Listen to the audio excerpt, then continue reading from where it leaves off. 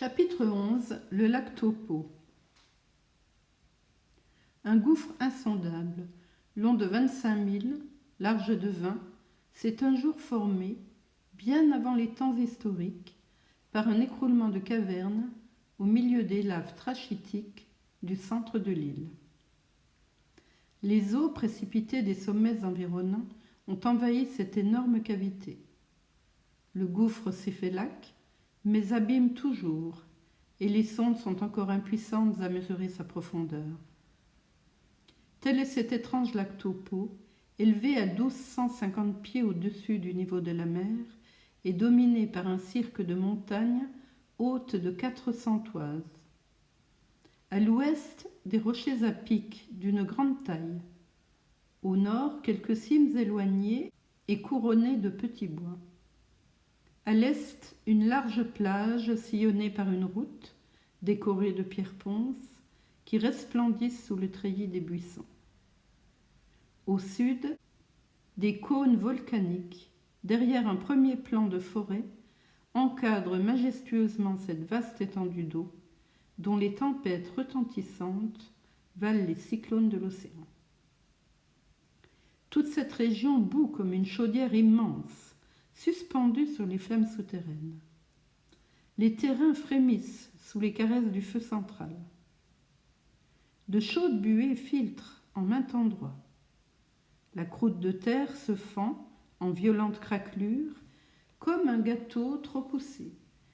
Et sans doute ce plateau s'abîmerait dans une incandescente fournaise si 12 milles plus loin, les vapeurs emprisonnées ne trouvaient une issue par les cratères du Tongariro. De la rive du nord, ce volcan apparaissait empanaché de fumée et de flammes au-dessus de petits monticules ignivomes. Le Tongariro semblait se rattacher à un système orographique assez compliqué. Derrière lui, le mont Ruapahu, isolé dans la plaine, dressait à 9000 pieds en l'air, sa tête perdue au milieu des nuages. Aucun mortel n'a posé le pied sur son cône inaccessible. L'œil humain n'a jamais sondé les profondeurs de son cratère, tandis que 3 fois en 20 ans, messieurs Bidwill et Dyson, et récemment M. de Horstetter, ont mesuré les cimes plus abordables du Tongariro. Ces volcans ont leur légende, et en toute autre circonstance, Paganel n'eût pas manqué de les apprendre à ses compagnons. Il leur aurait raconté cette dispute qu'une question de femme éleva un jour entre le Tongariro et le Taranaki, alors son voisin et ami. Le Tongariro, qui a la tête chaude comme tous les volcans, s'emporta jusqu'à frapper le Taranaki. Le Taranaki, battu et humilié, s'enfuit par la vallée du Wangani, laissa tomber en route 2 morceaux de montagne et gagna les rivages de la mer, où il s'élève solitairement sous le nom de mont Egmont. Mais Paganel n'était guère en disposition de conter, ni ses amis en humeur de l'entendre. Ils observaient silencieusement la rive nord-est du Taupo, où la plus décevante fatalité venait de les conduire. La mission établie par le révérend Grace à Pukawa, sur les bords occidentaux du lac, n'existait plus. Le ministre avait été chassé par la guerre, loin du principal foyer de l'insurrection. Les prisonniers étaient seuls, abandonnés à la merci de Maoris, avides de représailles, et précisément dans cette portion sauvage de l'île où le christianisme n'a jamais pénétré. Kekumu, en quittant les eaux du Waikato, traversa la petite crique qui sert d'entonnoir au fleuve, doubla un promontoire aigu et accosta la grève orientale du lac, au pied des premières ondulations du mont Manga, grosse extumescence haute de 300 toises. Là s'étalaient des champs de phormium, le lin précieux de la Nouvelle-Zélande. C'est le harakeke des indigènes. Rien n'est à dédaigner dans cette utile plante. Sa fleur fournit une sorte de miel excellent. Sa tige produit une substance gommeuse qui remplace la cire ou l'amidon. Sa feuille, plus complaisante encore, se prête à de nombreuses transformations. Fraîche, elle sert de papier. Desséchée, elle fait un excellent amadou. Découpée, elle se change en cordes, câbles et filets. Divisée en filaments étayés, elle devient couverture ou manteau, natte ou pagne, et teinte en rouge ou en noir, elle vêtit les plus élégants maoris. Aussi, ce précieux phormium se trouve-t-il partout dans les deux îles, au bord de la mer comme au long des fleuves et sur la rive des lacs. Ici, ces buissons sauvages couvraient des champs entiers. Ces fleurs d'un rouge brun et semblables à l'agave s'épanouissaient partout hors de l'inextricable fouillis de ces longues feuilles qui formaient un trophée de l'âme tranchante. De gracieux oiseaux, les nectariens, habitués des champs de phormium, volaient par bandes nombreuses et se délectaient du sucre mielleux des fleurs. Dans les eaux du lac barbotaient des troupes de canards au plumage noirâtre, bariolés de gris et de vert, et qui se sont aisément domestiqués.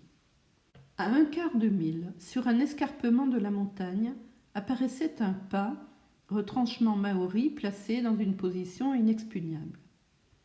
Les prisonniers, débarqués un à un, les pieds et les mains libres, y furent conduits par les guerriers. Le sentier qui aboutissait au retranchement traversait des champs de phormium et un bouquet de beaux arbres, des Kekatea à feuilles persistantes et à baies rouges, des Dracaenas australis, le thym des indigènes, dont la cime remplace avantageusement le chou palmiste, et des uiou qui servent à teindre les étoffes en noir. De grosses colombes à reflets métalliques, des glaucopes cendrés et un monde d'étourneaux à caroncules rougeâtres s'envolèrent à l'approche des indigènes.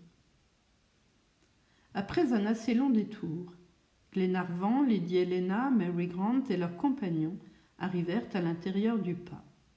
Cette forteresse était défendue par une première enceinte de solides palissades, haute de 15 pieds. Une seconde ligne de pieux, puis une clôture d'osier percée de meurtrières, enfermait la seconde enceinte, c'est-à-dire le plateau du pas sur lequel s'élevaient des constructions maoris et une quarantaine de huttes disposées symétriquement. En y arrivant, les captifs furent horriblement impressionnés à la vue des têtes qui ornaient les poteaux de la seconde enceinte. Lady Helena et Mary Grant détournèrent les yeux avec plus de dégoût encore que d'épouvante. Ces têtes avaient appartenu aux chefs ennemis tombés dans les combats, dont les corps servirent de nourriture aux vainqueurs. Le géographe les reconnut pour tels à leurs orbites caves et privées d'yeux. En effet, l'œil des chefs est dévoré. La tête, préparée à la manière indigène, vidée de sa cervelle et dénudée de tout épiderme, le nez maintenu par de petites planchettes, les narines bourrées de phormium, la bouche et les paupières cousues, est mise au four et soumise à une fumigation de 30 heures. Ainsi disposée, elle se conserve indéfiniment sans altération ni ride et forme des trophées de victoire. Souvent, les Maoris conservent la tête de leur propre chef, et dans ce cas, l'œil reste dans son orbite et regarde. Les Néo-Zélandais montrent ces restes avec orgueil. Ils les offrent à l'admiration des jeunes guerriers et leur paient un tribut de vénération par des cérémonies solennelles. Mais dans le pas de Kekumu, les têtes d'ennemis ornaient seules cet horrible muséum, et là, sans doute, plus d'un Anglais et l'orbite vide augmentaient la collection du chef maori. La case de Kekumu, entre plusieurs huttes de moindre importance, s'élevait au fond du pas, devant un large terrain découvert que des Européens eussent appelé le champ de bataille. Cette case était un assemblage de pieux, calfeutrés d'un entrelacement de branches et tapissés intérieurement de nattes de phormium. 20 pieds de long, 15 pieds de large, 10 pieds de haut faisaient à Kekumu une habitation de 3000 pieds cubes. Il n'en faut pas plus pour loger un chef zélandais. Une seule ouverture donnait accès dans la hutte. Un battant à bascule, formé d'un épais tissu végétal, servait de porte. Au-dessus, Le toit se prolongeait en manière d'impluvium. Quelques figures sculptées au bout des chevrons ornaient la case, et le warpuni, ou portail, offrait à l'admiration des visiteurs des feuillages, des figures symboliques, des monstres, des rinceaux contournés, tout un fouillis curieux, né sous le ciseau des ornemanistes indigènes.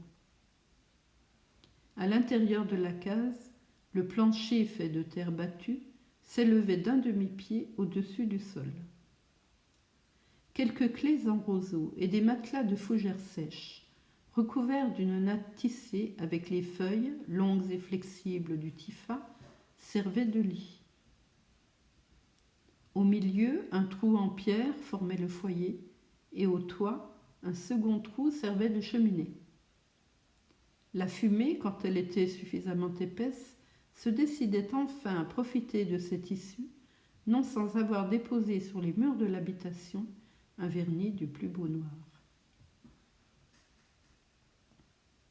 À côté de la case s'élevaient les magasins qui renfermaient les provisions du chef, sa récolte de phormium, de patates, de taros, de fougères comestibles, et les fours où s'opère la cuisson de ces divers aliments au contact de pierres chauffées.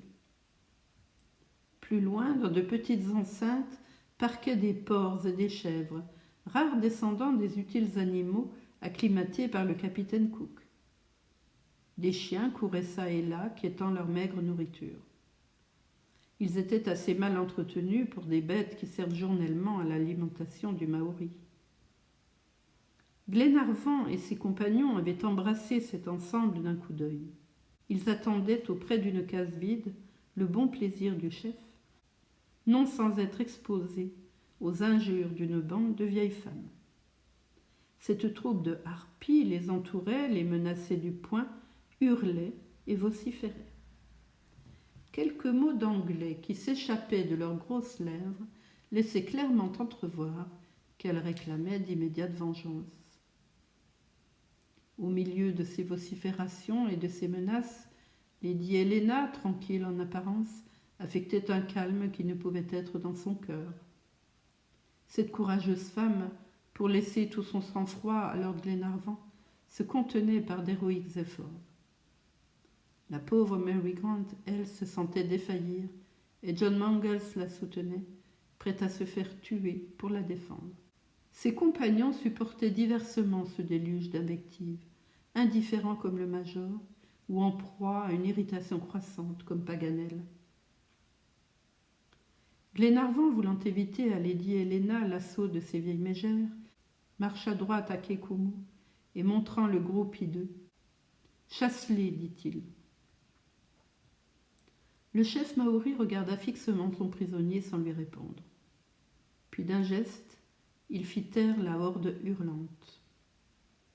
Glenarvan s'inclina en signe de remerciement et vint reprendre lentement sa place au milieu des siens. En ce moment, une centaine de Néo-Zélandais étaient réunis dans le pas.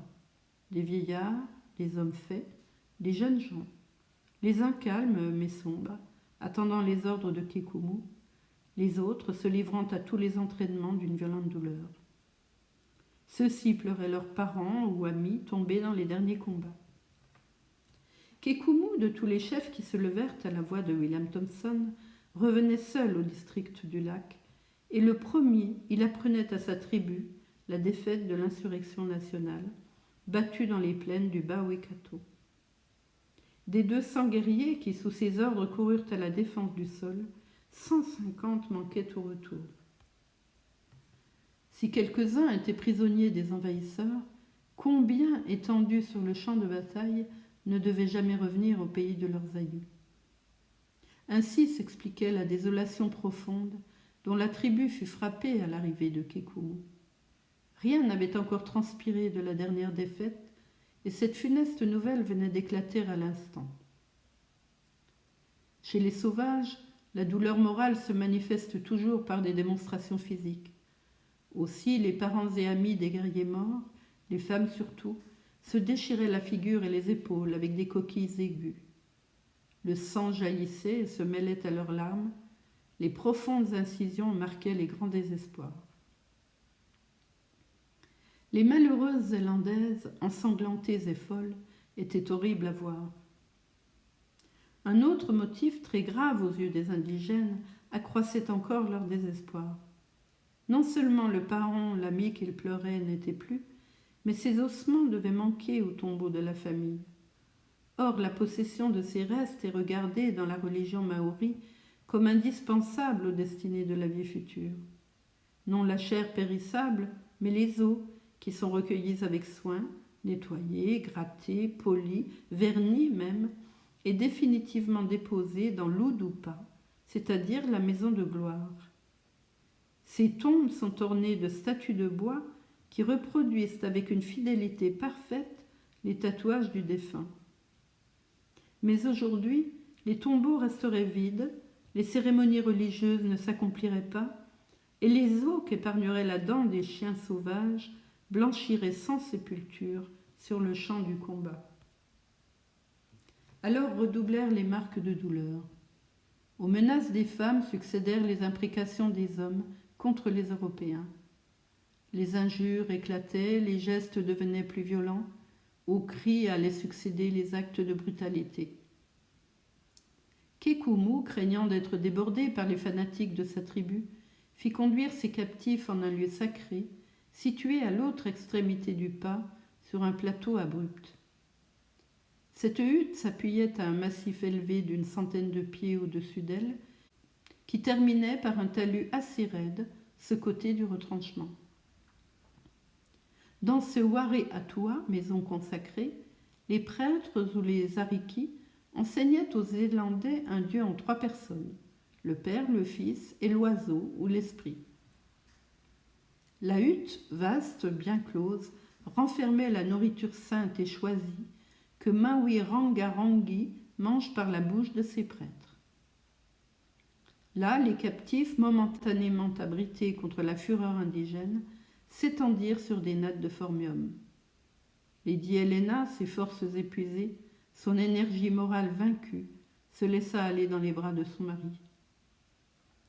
Glenarvan, la pressant sur sa poitrine, lui répétait « Courage, ma chère Helena, le ciel ne nous abandonnera pas. » Robert, à peine enfermé, se hissa sur les épaules de Wilson et parvint à glisser sa tête par un interstice ménagé entre le toit et la muraille, où pendaient des chapelets d'amulettes. De là, son regard embrassait toute l'étendue du pas jusqu'à la case de Kekumu. « Ils sont assemblés autour du chef, dit-il à voix basse. Ils agitent leurs bras, ils poussent des hurlements. Kekumu veut parler. » L'enfant se tut pendant quelques minutes, puis il reprit. « Kekumu parle. Les sauvages se calment. Ils l'écoutent. » « Évidemment, dit le major, ce chef a un intérêt personnel à nous protéger. Il veut échanger ses prisonniers contre des chefs de sa tribu. Mais ces guerriers y consentiront-ils ? » « Oui, ils l'écoutent, reprit Robert. Ils se dispersent. Les uns rentrent dans leur hutte, les autres quittent leur retranchement. »« Dis-tu vrai » s'écria le major. « Oui, monsieur McNabbs, répondit Robert. Kekumu est resté seul avec les guerriers de son embarcation. Ah, l'un d'eux se dirige vers notre case. »« Descends, Robert, dit Glenarvan. En ce moment, Lady Helena, qui s'était relevée, saisit le bras de son mari. « Edward, dit-elle d'une voix ferme, ni Mary Grant, ni moi, nous ne devons tomber vivantes entre les mains de ces sauvages. » Et ces paroles dites, elle tendit à Glenarvan un revolver chargé. « Une arme » s'écria Glenarvan, dont un éclair illumina les yeux. « Oui, les Maoris ne fouillent pas leurs prisonnières. Mais cette arme, c'est pour nous, Edward, non pour eux. » Glenarvan, dit rapidement McNabbs, cachez ce revolver, il n'est pas temps encore. Le revolver disparut sous les vêtements du lord. La natte qui fermait l'entrée de la case se souleva, un indigène parut. Il fit signe aux prisonniers de le suivre. Glenarvan et les siens, en groupe serré, traversèrent le pas et s'arrêtèrent devant Kekumu. Autour de ce chef étaient réunis les principaux guerriers de sa tribu. Parmi eux se voyait ce Maori dont l'embarcation rejoignit celle de Kekumu au confluent du Poewena sur le Waikato. C'était un homme de 40 ans, vigoureux, de mine farouche et cruelle. Il se nommait Karatete c'est-à-dire l'irascible en langue zélandaise. Kekumu le traitait avec certains égards, et à la finesse de son tatouage, on reconnaissait que Karatété occupait un rang élevé dans la tribu. Cependant, un observateur eût deviné qu'entre ces deux chefs il y avait rivalité. Le major observa que l'influence de Karatété portait ombrage à Kekumu. Ils commandaient tous les deux à ces importantes peuplades du Waikato et avec une puissance égale. Aussi, pendant cet entretien, si la bouche de Kekumu souriait, ses yeux trahissaient une profonde inimitié. Kekumu interrogea Glenarvan. « Tu es anglais ?» lui demanda-t-il. « Oui, répondit le lord sans hésiter, car cette nationalité devait rendre un échange plus facile. « Et tes compagnons ?» dit Kekumu. « Mes compagnons sont anglais comme moi. Nous sommes des voyageurs, des naufragés, mais si tu tiens à le savoir, nous n'avons pas pris part à la guerre. »« Peu importe, répondit brutalement Karatété. Tout anglais est notre ennemi. Les tiens ont envahi notre île. Ils ont brûlé nos villages. »« Ils ont eu tort, répondit Glenarvan d'une voix grave. Je te le dis parce que je le pense, et non parce que je suis en ton pouvoir. Écoute, reprit Kekumu, le Tohonga, le grand prêtre de Nuuiatua, est tombé entre les mains de tes frères. Il est prisonnier des Pakeka. Notre Dieu nous commande de racheter sa vie. J'aurais voulu t'arracher le cœur, j'aurais voulu que ta tête et la tête de tes compagnons fussent éternellement suspendues au poteau de cette palissade. Mais Nuuiatua a parlé. En s'exprimant ainsi, Kekumu, jusque-là maître de lui, tremblait de colère, et sa physionomie s'imprégnait d'une féroce exaltation. Puis après quelques instants, il reprit plus froidement. « Crois-tu que les Anglais échangent notre Tonga contre ta personne ?» Glenarvan hésita à répondre et observa attentivement le chef maori. « Je l'ignore, dit-il, après un moment de silence. « Parle, reprit Kekumu. Ta vie vaut-elle la vie de notre Tonga ?»« Non, répondit Glenarvan. Je ne suis ni un chef ni un prêtre parmi les miens. » Paganel, stupéfait de cette réponse, regarda Glenarvan avec un étonnement profond. Kekumu parut également surpris. « Ainsi tu doutes, dit-il. »« J'ignore, répéta Glenarvan. »« Les tiens ne t'accepteront pas en échange de notre Tonga ?»« Moi seul, non, répéta Glenarvan. »« Nous tous, peut-être. »« Chez les Maoris, dit Kekumu, c'est tête pour tête. »« Offre d'abord ces femmes en échange de ton prêtre, dit Glenarvan, qui désigna Lady Helena et Mary Grant. Lady Helena voulut s'élancer vers son mari. Le major la retint. Ces deux dames, reprit Glenarvan en s'inclinant avec une grâce respectueuse vers Lady Helena et Mary Grant, occupent un haut rang dans leur pays. Le guerrier regarda froidement son prisonnier. Un mauvais sourire passa sur ses lèvres, mais il le réprima presque aussitôt et répondit d'une voix qu'il contenait à peine. « Espères-tu donc tromper Kekumu par de fausses paroles, Européen maudit ? Crois-tu que les yeux de Kekumu ne sachent pas lire dans les cœurs ?» Et montrant Lady Helena. « Voilà ta femme, dit-il. »« Non, la mienne !» s'écria Karatété. Puis, repoussant les prisonniers, la main du chef s'étendit sur l'épaule de Lady Helena, qui pâlit sous ce contact. « Edward !» cria la malheureuse femme éperdue. Glenarvan, sans prononcer un seul mot, leva le bras. Un coup de feu retentit. Karatété tomba mort. À cette détonation, un flot d'indigènes sortit des huttes. Le pas s'emplit en un instant. 100 bras se levèrent sur les infortunés. Le revolver de Glenarvan lui fut arraché de la main. Kekumu jeta sur Glenarvan un regard étrange. Puis d'une main couvrant le corps du meurtrier, de l'autre il contint la foule qui se ruait sur les enfants. Enfin sa voix domina le tumulte. « Tabou, tabou !» s'écria-t-il. À ce mot, la foule s'arrêta devant Glenarvan et ses compagnons, momentanément préservés par une puissance surnaturelle. Quelques instants après, ils étaient reconduits au Wareatua qui leur servait de prison, mais Robert Grant et Jacques Paganel n'étaient plus avec eux.